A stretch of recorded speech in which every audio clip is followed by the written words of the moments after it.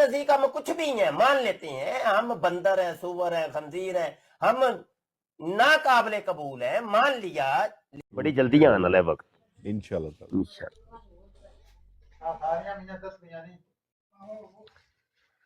सुभान अल्लाह, सुभान अल्लाह, सुभान अल्लाह।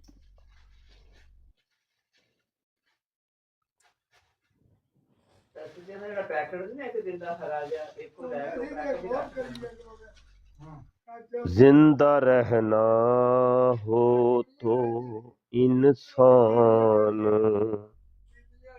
मदीने में रहे, जिंदा रहना हो तो इंसान मदीने में रहे।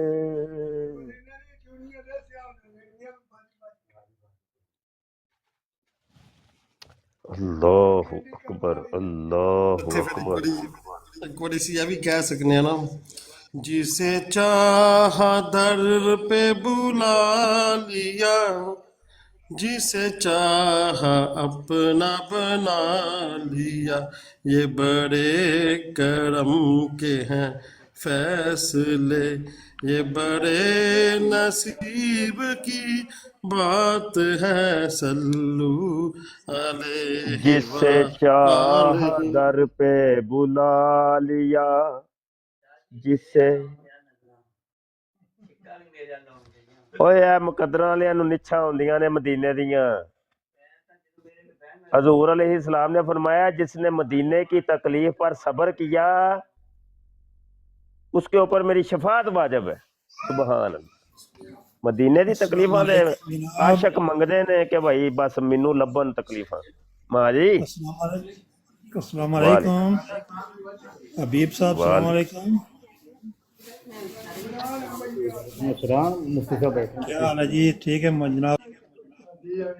काशफ माइक म्यूट है। आप ठीक है जनाब?